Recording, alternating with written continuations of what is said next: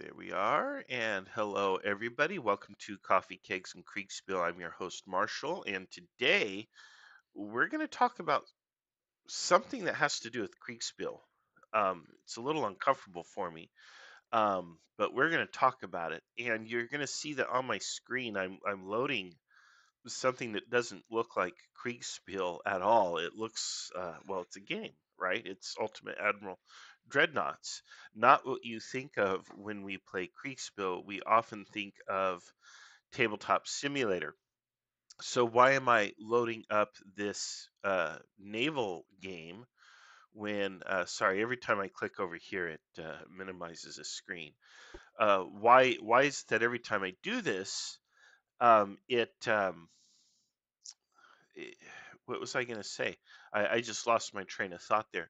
But why is it that I have this up? Because every time I do this, I've got Tabletop Simulator. This time I have, let's see here, I have this other game. I have this naval game up. Well, the reason is because I had an experience in this game recently that really kind of framed the issue of luck for me in Kriegspiel. Because Kriegspiel it's not supposed to be a luck-based game now, is it? Right? It's supposed to be a strategy game. It's like chess. Chess is the ultimate strategy game in which the moves you make determine the outcome, not luck. The only place luck comes into play in chess is if you're going to move first or second, blue or I'm sorry, white or black, right? And even that is like the most minimal thing, because black wins all the time, right? So there's not a whole lot of advantage to playing white. It's just not a luck-based game. It's 100% strategy. Whereas card-based games or dice-based games, there's a lot of luck involved. And in Kriegspiel, it's one of those games where there is in fact luck involved, even though you don't realize it. And in fact, luck is a major factor. When I play games. I don't like luck-based games. I like maybe 90% strategy and 10% luck because that luck, it creates problems for you. It creates a challenge for you. It helps you to enjoy the game a little more. But the point is, it should be your strategy that determines if you win or lose. So that's why I don't like playing luck-based games. I like to play games that are rooted in strategy. Nonetheless, luck has a lot to do with it. So let's talk about what's going on here. This is called Ultimate Admiral Dreadnoughts, and what it is you get to build ships.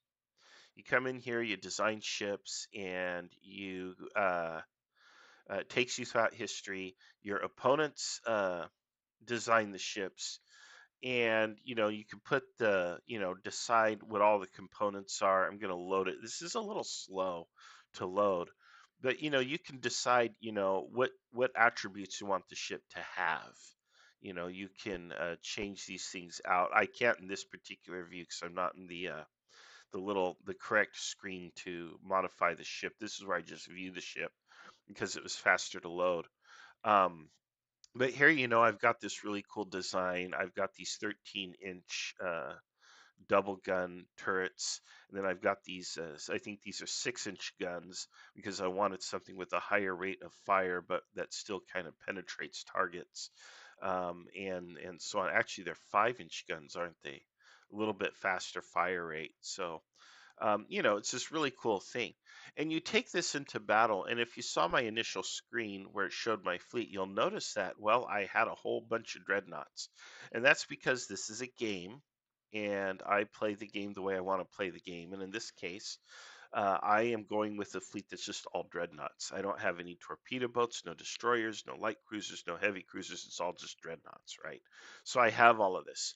Well, this strategy has worked really well for me in playing this game, and it's probably a flaw because I'm dealing with AI, and AI doesn't exactly do things optimally. It still works pretty darn well, though. But I got into this battle. I'm playing England or the UK here, or the British Empire to be exact, and I'm in a war against France. And I had a fleet of 4 battleships here in the Sea of Biscay, And France decides to attack me with a fleet of 40 ships. They've got 10 torpedo boats, they've got 10 destroyers, which, by the way, are my great weakness when fighting with these dreadnoughts. They've got, 10 cruisers and a battleship or whatever. They had 39 ships or whatever. I think they may have had nine and nine cruisers, nine light cruisers, nine heavy cruisers, as I recall. Anyway, we get into this battle, right? And um, I start sinking these ships left and right. And I'm sinking them and I'm sinking them and I sink all of them. They do get some torpedo hits. They almost sink two of my ships. But all of my fleet survives, even though two of the ships are heavily damaged, and the entire French fleet is sunk. Now I think to myself, well, what would happen after this battle is fought? Obviously, the French admiral who came up with this plan to bag a fleet of British ships is going to be sacked, right? He's going to be cashiered, probably even court-martialed. He's going to be in a lot of trouble. And when the military is done with him and the political apparatus is done with him, then he's probably going to get raked over the coals in the press and in public and so on. And then after that, the historians are going to get a hold of him, and the historians are going to probably, deal them unkindest blow of all. What does this have to do with Kriegsspiel? Well, this happens a lot when we look at historical generals. We look at Lee at Gettysburg. We look at uh, Napoleon at Waterloo, and we start judging them based on the outcome of the battle. And so I was thinking about this particular battle that I fought, and I was thinking, well, what if that something had gone a little differently? What if they had scored just one or two more torpedo hits on me? What if the hits that they did score had hit just a little more to the right or left or hit something more critical? Because I've had some hits where, I get a flash fire on the ship and the whole ship goes up. What if that had happened instead?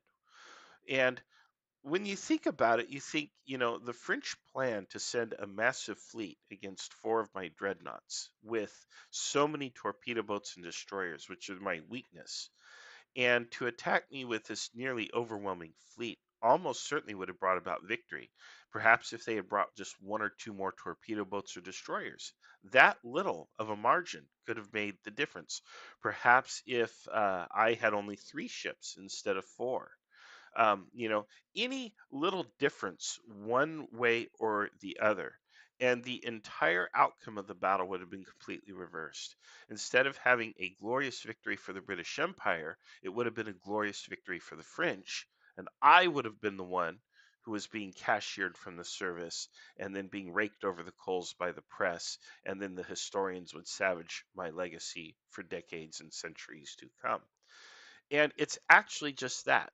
That's the part that's so uncomfortable when it comes to Kriegsspiel or any of this stuff.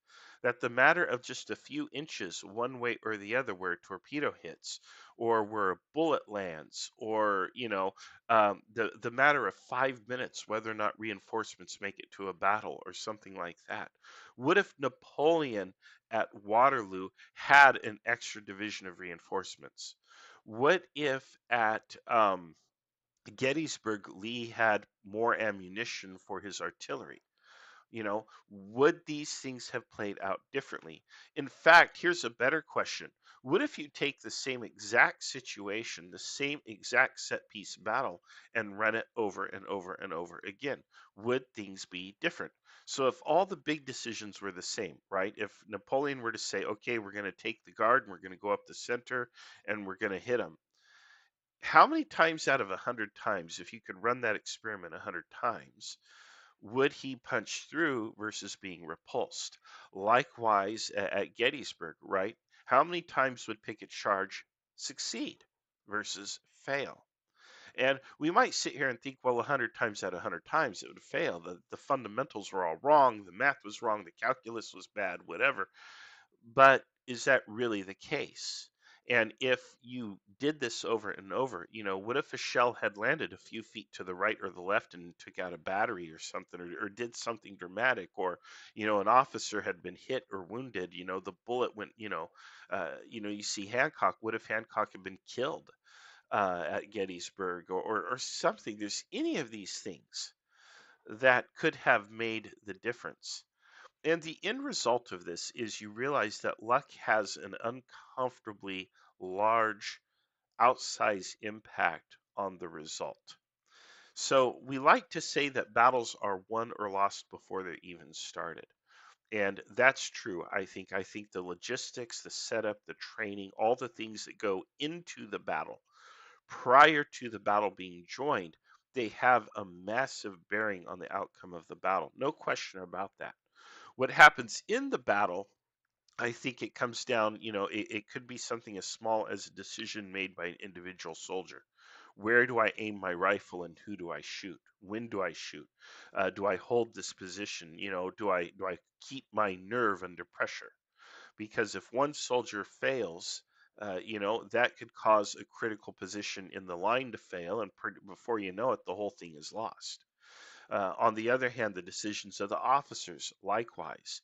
And you have to understand there's literally thousands of people on both sides who have to make the right decisions, or at least decisions that I should say are right enough in order to win.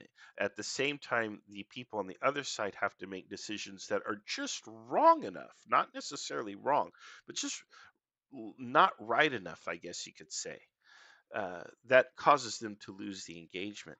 And the issue with this is, again, luck. There's just only so much you can control. As we say in Kriegsspiel, you're in command, but you're not in control. And people will make decisions that to them in their tunnel vision is the right decision. Maybe it's grounded in self-preservation. Maybe they think that they are facilitating or helping the mission. There's any number of reasons why they might make that decision.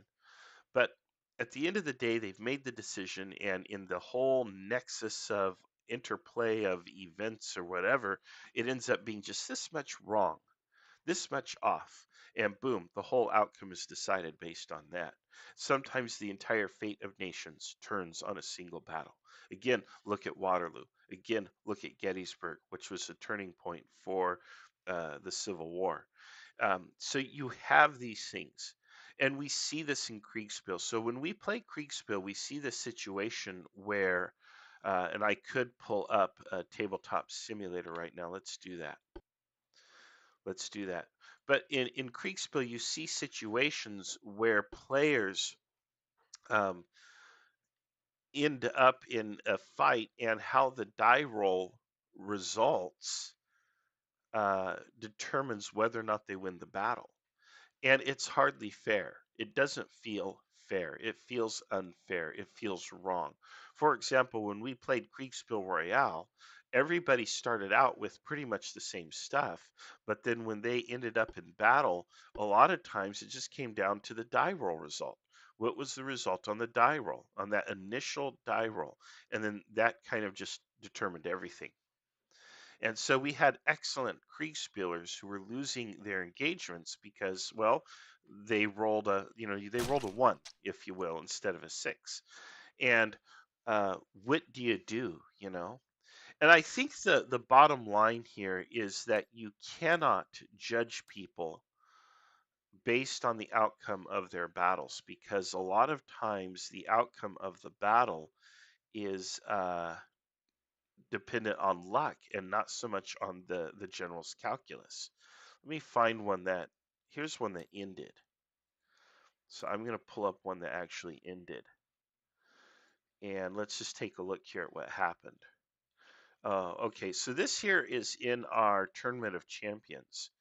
And we have a situation here where two players, Leo and Justin, also known as Crisis and Emperor Leo, they both brought their forces up, and I thought Justin was going to get hammered because his forces were coming up this road here at the same time that Leo was in position here. So Leo's in position here. And he has a bunch of cavalry units, which, as you can see in the aftermath, they're scattered. But he has a bunch of cavalry here whereas Justin was just coming up this road. And so that's a perfect situation for, hit that head of the column, hit it really hard, repulse him, and that's the end of the day for him. And those are basically the orders that Leo issued. However, as the die rolls came out, it was Leo who got the bad end of things. These units being elites, by the way, and you can't tell that they're elite, but I'm using the number 4 blocks to indicate that. The number on the Roman numeral on the block indicates the quality of the unit for me. But that indicated, uh, you know, as per the K22 rule set that we're using, elite units can always form square. They never fail to form a square when artillery or cavalry is in range to charge them, they'll form a square automatically, which they did, and they still suffered significant losses, but they managed to repulse the enemy cavalry. So at the end of the day, you've got their cavalry. This cavalry is completely shattered. So they had lancers out there. So there was a trade-off that happened there. And then their other units ended up being exposed to fire from these squares, these elite units, which did get pushed back, but ultimately they repulsed this cavalry. And at the end of the day, with his infantry coming up on the flank and having elite infantry that's likely to recover and go back into action, plus a battery that's about to deploy, well, it's kind of a no brainer. Leo only has an artillery battery, and he's not going to capture the objective, which is Prael over here, with just the artillery battery and his command staff. He needs some kind of force. So, in a way, Leo kind of lost the battle before it started because he took an all cavalry force. Yet he's not the only player in the tournament to do this. And there are players who did take all cavalry forces who are having much better luck. So, should we, how hard should I be on poor Leo for this result? How much of this was luck versus his decision making? Because I could sit here and say, well, Justin came up the middle here, and he was just peeking his head over the road, and he could have completely been destroyed by the timely attack of the Lancers against the head of his column. His force could have been routed before it even got to the battlefield hardly. That could have gone that way, but instead Justin ended up being the winner. So again, I think luck is a factor. We have to reserve judgment when we criticize fellow commanders, both in Kriegsspiel and in history. And we have to understand that it's just better to be lucky than good. It's important to be good. I don't want to downplay that. Yes, you have to plan, you have to have everything in place, you have to have good weapons, you have to have supply, you have to have better tactics than the enemy. You have to have as many of these factors going in your favor as possible. Obviously, you do. But at the end of the day, luck still matters, and it makes people extremely uncomfortable. It makes me uncomfortable to have to acknowledge that. But at the end of the day, that's the thing. And if luck goes your way, it doesn't matter what the other guy has because you're going to win. Now, I do think over time those fundamentals are going to grind down the enemy. So if you've got the better supply chain, if you've got the logistics in order, if you've got better tactics, if you have better weapons, if you have more men and so on, at the end of the day, at the end of the war, I should say, you're going to be the winner. But in terms of the individual skirmish or engagement, the individual battle, luck has a lot to do with it. And so let's reserve judgment when we take a look at some of these characters like Napoleon at Waterloo or Lee at Gettysburg or, the French commander in my game who ordered a fleet of 40 ships to attack my dreadnoughts, because those things could have very easily gone the other way had some little factor or luck intervened on the other side in favor of the other side. So that's what I've got. All right. Well, I'm only 20 minutes in, but I don't want to prattle on needlessly. If anybody in the audience has something to say, and let me check the YouTube stream real quick. Mr. Seeker says, reminds me of the British versus the Dutch, David versus Goliath. Yeah. Um, And Lord Hug says this, and this is a good comment here. That's why the name of the game is risk management to account for the randomness of the battle campaign. And that's right. I think you have to do all you can to mitigate luck so that your strategy can truly shine and that your strengths, your logistical network, your weapons, your better tactics, your greater numbers of men, whatever that may be, can sway the battle in your favor. Um, Kristen Horn says, I know he is a good general, but is he lucky? Napoleon. And that is a quote from Napoleon. And there you go. Robert W. says, playing Kriegsspiel has given me a much greater appreciation for historical figures working with limited information. And yeah, I think that's a big lesson here. There's a lot of life lessons to be gleaned from Kriegsspiel. It has a lot of practical application to the real world, especially if you go into situations where you go into like a negotiation or you're interacting with somebody and it's somewhat adversarial. You have to realize that the person that you're interacting with, let's say it's your boss at work and you want a raise and you're terrified. I mean, you're shaking because you're like, man, I really need this, but I've got to go in and ask the boss for this raise. Well, your boss is actually quite afraid too. You know, it works both ways because the boss doesn't want to lose you as an employee, or they don't want to see your work performance suffer. Perhaps they know you're entitled to it, that you've earned it. But they also have to, pay attention to the owners who say, well, we only want to put out this much for labor. And what do they do? How do they navigate that with you? They're under pressure now from two sides. And they're as nervous as you are. Now, mind you, I'm rooting for you, the worker. You're the one who produces all the value, but I digress. Um, but that's the thing, when you go into these engagements, you are dealing with people who are just as nervous as you are, and luck is just as much a factor as it would be for them or for people in the battlefield. It matters. Let's see here. Robert says it's very easy to say with the benefit of hindsight that you'd be able to win Waterloo for the French or whatever. Yeah, absolutely, right? How many of us are armchair generals? And we're like, oh, he made that big blunder. I never would have done that. But there's this really cool I don't know if it still exists, but there's this cool like a choose your own adventure thing on the Battle of Gettysburg. So it might be the uh, Battlefield Preservation Trust or something. I'm not sure what entity put this up, but it was some historic history group that put up the Battle of Gettysburg, and you could click, what decision you wanted to make. And then you make a decision, and then it kind of plays that out. And for a person who doesn't know much about the history of Gettysburg, you will find, based on the results, that people keep making the same decisions that Lee made. So, again, you can't judge these historical figures because if you were put in that situation without the benefit of hindsight, you would be strongly tempted to make the same decisions that they made. Let's see here. And Robert continues, but when you actually put yourself in their position, it becomes a lot easier to understand why they lost. And yeah, there you go. So that's the point. So at the end of the day, uh, Let's Play History says Battlefield Trust together with Little Wars TV. All right, there you go. Um, let's give grace to those people who lose. They rose through the ranks and earned their post, usually through merit in many cases.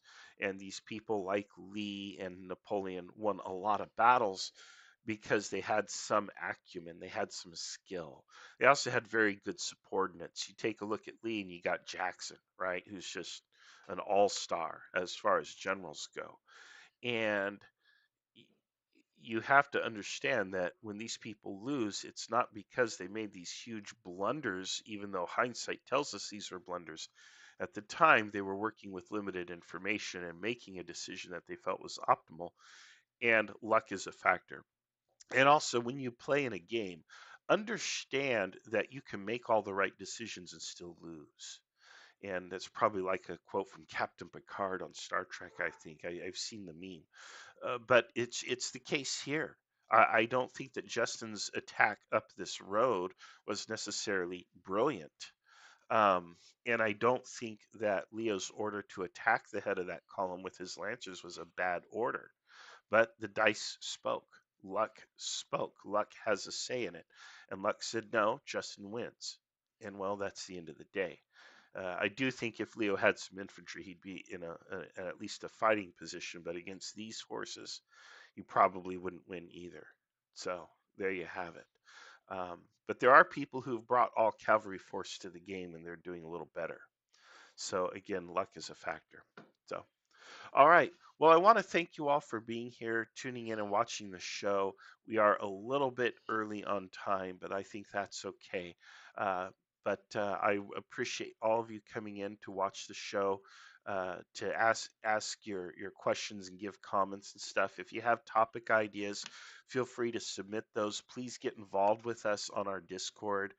You can look us up on Kriegsspiel.org is our website, and from there you can see all of the things, and also support us on Patreon. Support the podcast on Patreon, because that's what keeps me coming on here every Sunday morning and doing more of these podcasts for you, is your support for the show on Patreon.